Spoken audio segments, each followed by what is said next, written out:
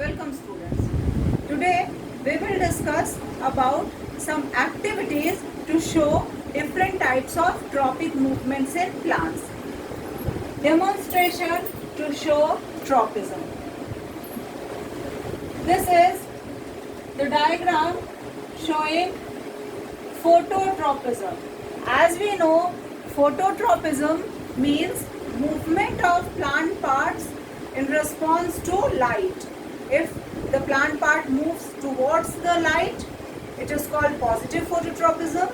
If the plant part moves away from the light, it is called negative phototropism. As we know that stems show positive phototropism and roots show negative phototropism. A small activity is done to show phototropism. In this activity, we take a small potted plant and keep it inside a cardboard box. The cardboard box must be packed from all the sides, closed from all the sides, and make a hole at one side of the cardboard box so that light may enter from that hole only. It means that the source of light is always present on a particular side. You can also keep the potted plant in a dark room having a window. Keep this setting for 2 to 3 days. After 2 to 3 days, when we take out the potted plant, we will see that the plant has bent toward the light source. See, in this condition where we have placed the potted plant, the plant was growing upward. But in this condition, after 2-3 days, plant has bent towards the light source. So it is a small activity which can prove the presence of phototropism. It shows that stem shows positive phototropism. This activity we have discussed in lower class also. So it is a very short and simple activity. You can do this at your home also. Just you will need a cardboard box. Inside that, put a potted plant and make a hole and keep the box at such a place that light is entering from that hole only, and leave the box for 2 to 3 days.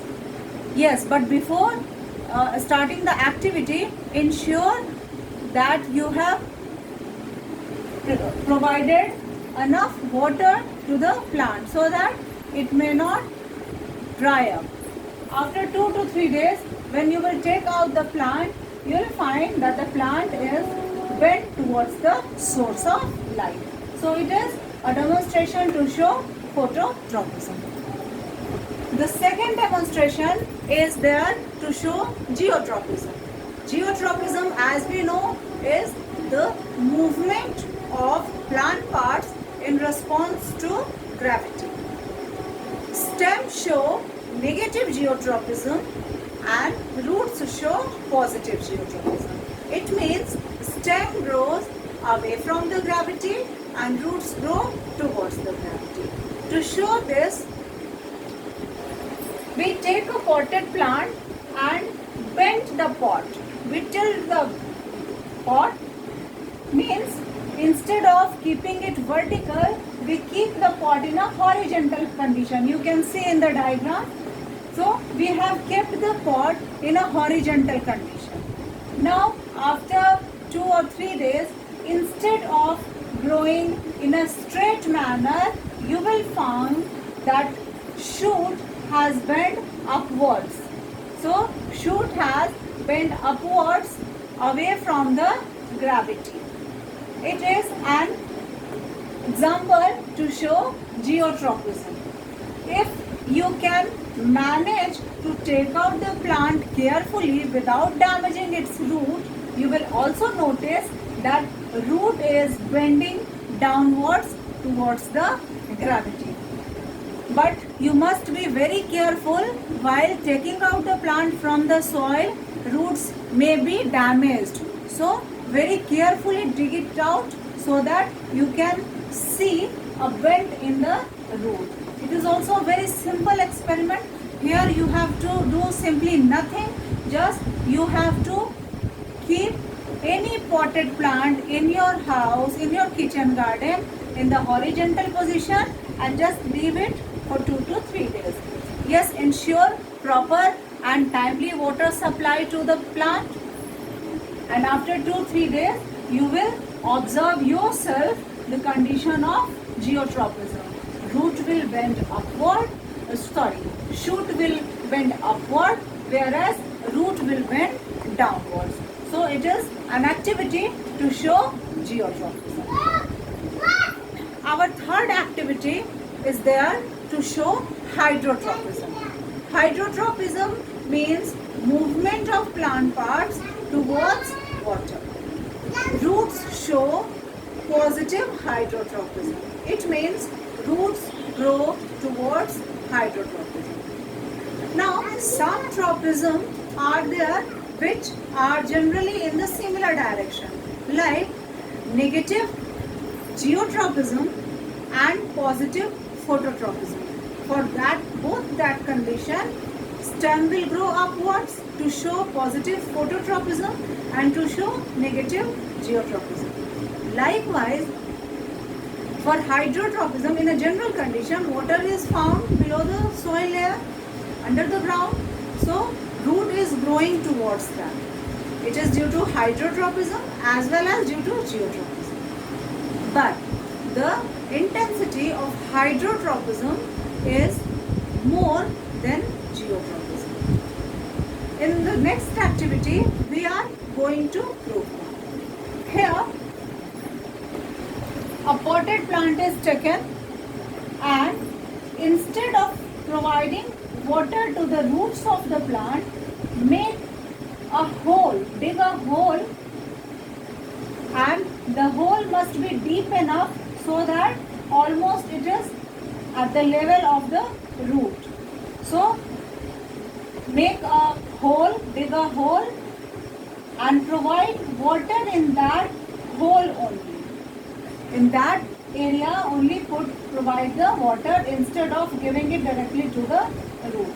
After some time, after 2 or 3 days, if you take out the plant, you will find that root hairs at the side of that hole are more developed as compared to the root hairs present at the other side. So it means the root is bending towards the water source.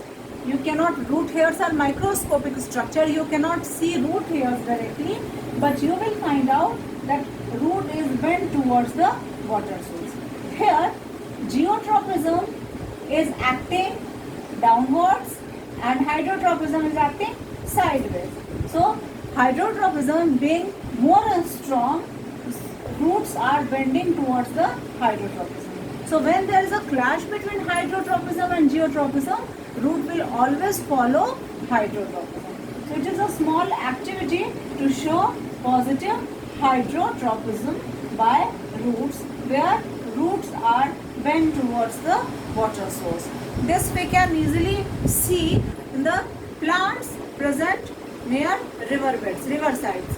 Plants present there have stronger roots at the side of the river, and the roots present on the other sides are less developed. So these 3 demonstrations are there to show 3 different types of tropic movement, that is phototropism, geotropism and hydrotropism.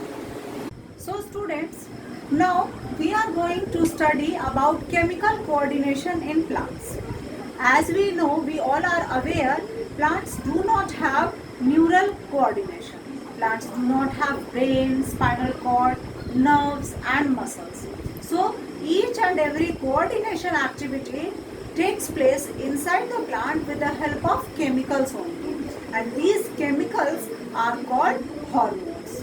In case of plant, these are called plant hormones or phytohormones. So hormones are, phytohormones rather, are chemicals which are other than naturally occurring nutrients present inside the plant body. These are the chemicals which are synthesized inside the plant body, and these help in various activities inside the plant that we will discuss later on. All these hormones are responsible to regulate different sorts of activities. As just now we have studied about different types of trophic movements. Now towards a stimuli plant responds, towards light it responds, towards water it shows its response, and according to those responses movement takes place.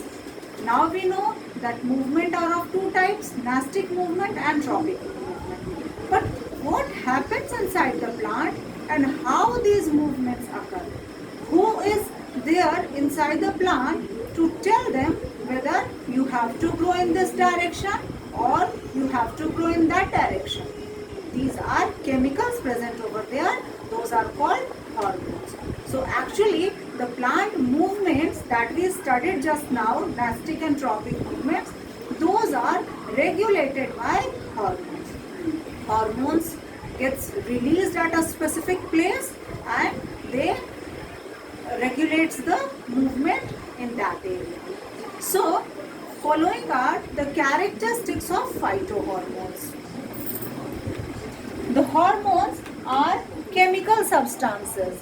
These are naturally occurring substances, naturally synthesized substances which are synthesized inside the plant body, and these are of chemical nature. Some hormones are acidic in nature and some are alkaline.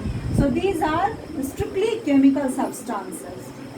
These hormones are produced to regulate growth, development, differentiation, responses, and other physiological processes. Presence or absence of these hormones creates growth in the plant. It helps in development of different part of plant, helps in differentiation. Cells are being differentiated in different types, and it is also due to presence or absence of different types of hormones. It also regulates responses towards the stimuli, positive or negative, and different other physiological process taking place inside the plant body. Reason of synthesis of plant hormone is always away from the reason of action. It means it is not produced at the place where it is required. It is produced somewhere else, and from there it is diffused at the place where it is needed. The diffusion takes place with the help of phloem tissue. So the reason of synthesis is always away from the reason of action, and from there it is by the method of diffusion inside the phloem tissue, it is taken to the place where it is required. Generally stimulates or retard growth. In different activities, in different functions, this is the major function of plant hormone. It stimulates growth or retard growth. It starts growth or it stops growth. And on that basis, plant hormones are divided in two types. You can see over here, plant hormones are divided in two types: growth promoter hormones and growth inhibitor hormones. Growth promoter hormones are obviously the hormones which bring out growth in the plant part. Now these are again of four types, and these four types bring out different types of growth in different parts of plant. We will study about it in brief later on. Growth inhibitor are the hormones which stops growth or retards growth. We can see 4 are growth promoters: auxins, gibberellins, cytokinins and ethylene. One is growth inhibitor, that is abscisic acid. Sometimes ethylene also acts as growth inhibitor, so it can be placed in both the groups, but its major function allows it to keep it in growth promoter group. So there are 4 growth promoter hormones and one is growth inhibitor hormone. So following are the phytohormones and their functions. The very first phytohormone is auxins. It is a growth promoter hormone.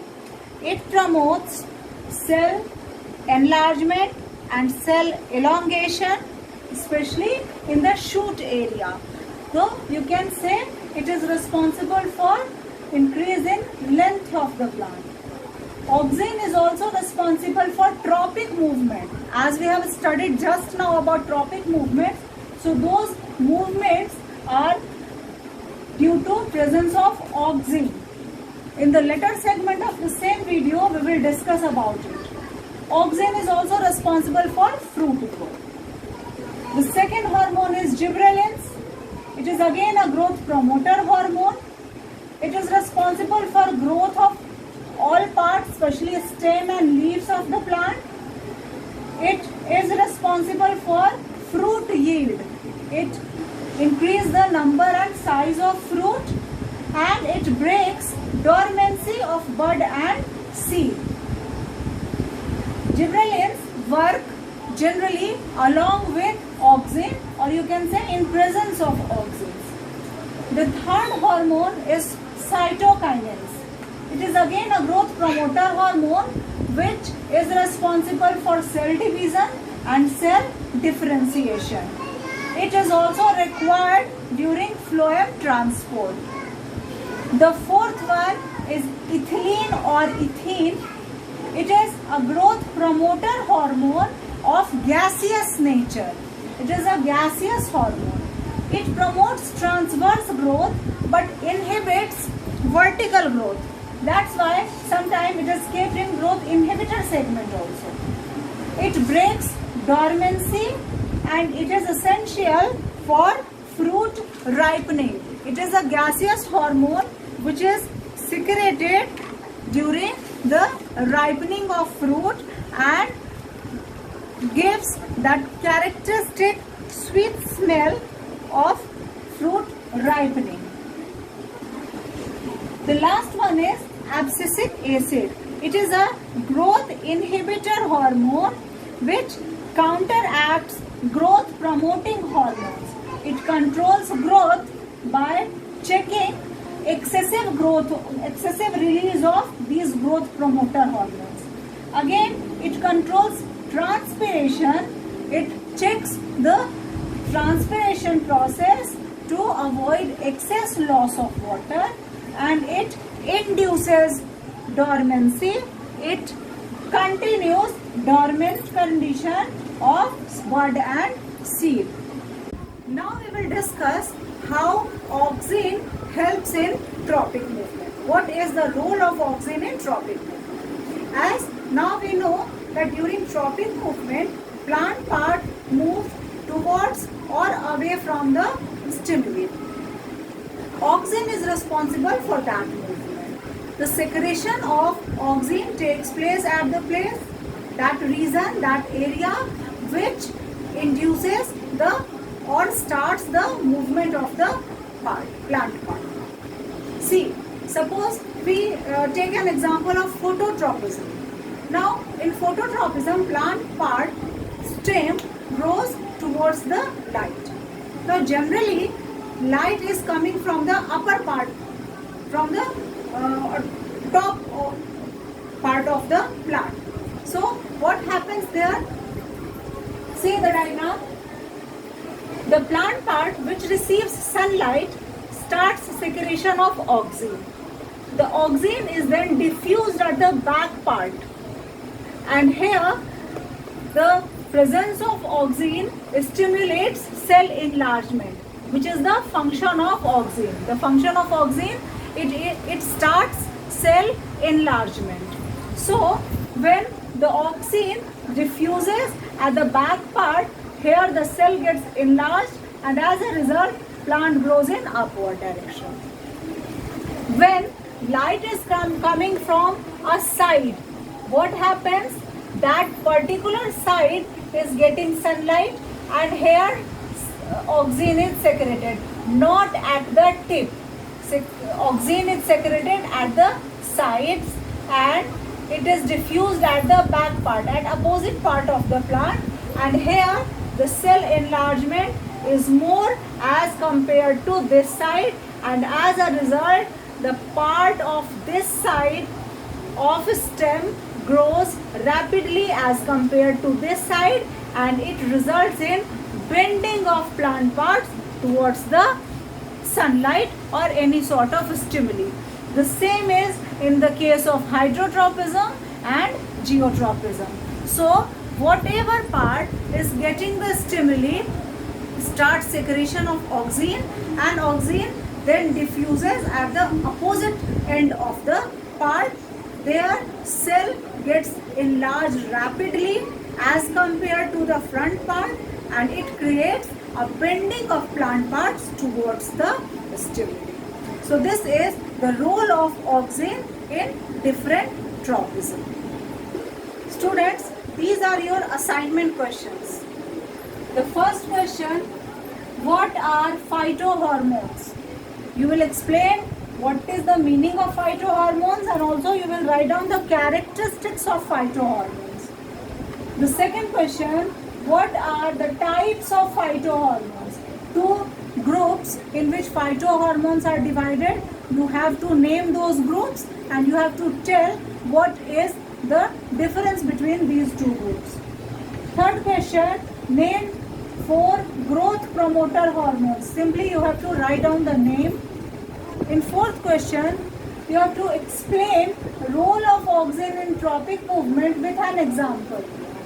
So you will explain how auxin is responsible for tropic movement. Take any example of phototropism, hydrotropism or geotropism and explain it well. In fifth, you have to set up an activity to show geotropism. So set up an activity, demonstrate an activity to show geotropism. Students, all the answers you will find in the video itself. So watch the video carefully and write down the answers of these questions. Thank you.